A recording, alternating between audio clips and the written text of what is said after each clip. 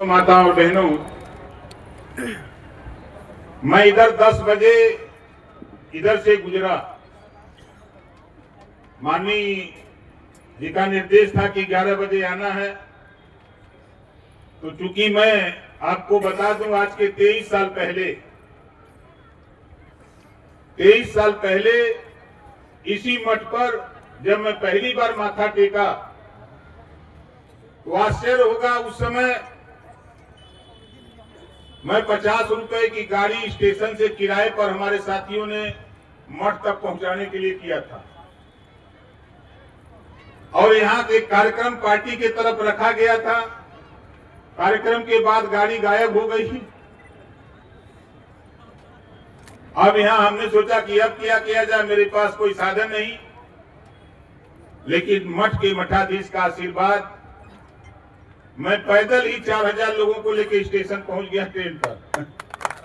किसी को पता नहीं लगा कि गाड़ी कहां चली गई। नारा लगाते हुए हम लोग स्टेशन पहुंचे। एक वो दौर था और यहीं से आशीर्वाद लेकर मैं निकला। मैं रहने वाला तो बनारस का। दुनिया के लोग, भारत ही नहीं पूरे दुनिया के लोग बनारस में माथा टेकने आते हैं, लेकिन ओम प्रकाश राजभर बनारस छोड़कर बलिया में अपना निवास स्थान, अपना नाम करा करके बलिया के लोगों को सलाम करने के लिए, बलिया से आंदोलन आजादी सबसे पहले मिली थी तो बलिया को मिली थी। ये मेरे मन में आया कि बलिया के लोगों का खून बहुत गर्म है, तो हम बनारस से चल के बलिया का नाच खाएंगे तो हमारा भी खून गर्म हो जाएगा, हम भी गरीबों की लड़ाई में कूद पड़ेंगे।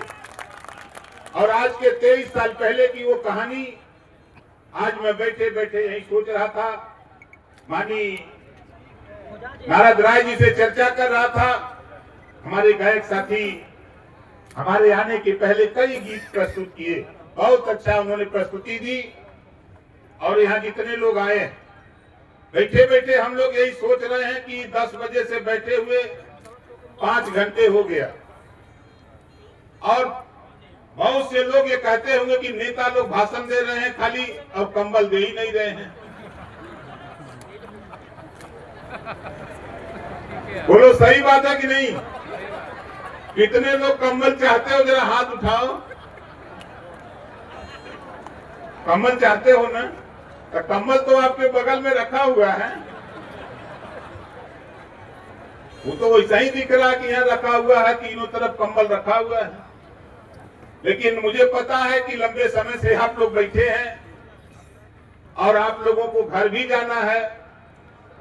और महाराज जी ने कहा कि नेता लोग जो कहते हैं वो खाली कर दे। तो महाराज जी, मैं आपको आश्वस्त करता हूं कि दुनिया में काम हो चाहे ना हो, माननीय दया शंकर सिंह जी का काम बलिया में जरूर होगा, क्योंकि हमारे बड़े भाई हैं। हमारी इनकी मुलाकात भले न हो, लेकिन टेलीफोन पर 2 बार 3 बार दिन भर में बात हो जाती है। हम लोग आ रहे थे, गाड़ी में बैठे थे, माननीय नारद राय जी, हमने कहा कि देखिए ये रेलवे, ये बस स्टेशन है। आज का बस स्टेशन, आज का रेलवे स्टेशन, दोनों में आप बताओ रसड़ा के लोगों, बताओ अंतर है कि नहीं है? ईमानदारी से बताओ। देखने में भी लगता है कि नहीं बस अड्डा यहाँ है, लेकिन आज के 15 साल पहले क्या वो बस अड्डा दिखाई देता था? आज वही रेलवे स्टेशन चले जाओ, आज आपको लगता है कि नहीं कोई भव्य और Divya station, railway station Rasra का है। इस नाते साथियों, मुझे पूरा विश्वास है, और विश्वास ही नहीं, जहां ये माल रखते हैं मंत्री जी, वही बगलिए में हम भी रहते हैं इनके।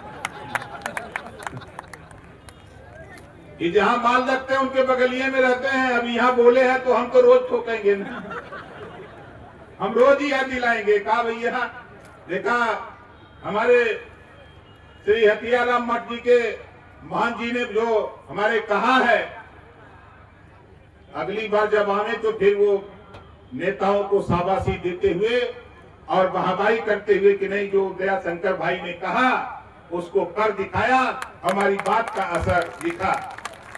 तो ये मुझे पूरा विश्वास है। मैं तो लड़ करके माल इनसे ले लूंगा और काम तो होगा।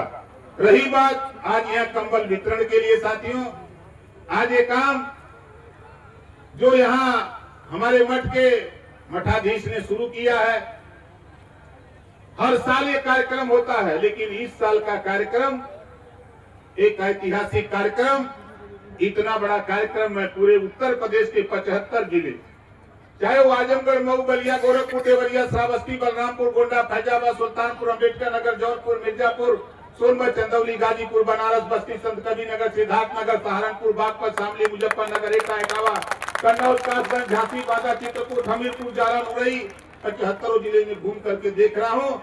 इस जाड़े में जितने कंबल बांटे गए, उससे बड़ा कार्यक्रम आज नाथ बाबा के प्रांगण में करके आपने एक इतिहास रचने का काम किया। आज आपने एक इतिहास रचने का काम किया है।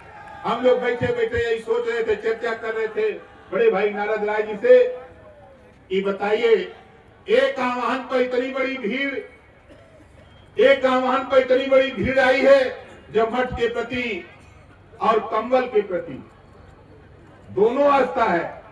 आप यहाँ से कंबल लेके जा रहे हो, अब कुछ ही दिनों में जाना जाएगा, लेकिन उसको संभाल के रखना, याद रहेगा। जब जब कंबल आप ओढ़ोगे तब तब याद आएगा बाबा का। बोलो आएगा कि नहीं आएगा? कितने लोगों को याद आएगा? जरा हाथ उठाओ, याद आएगा ना? तो देखिए,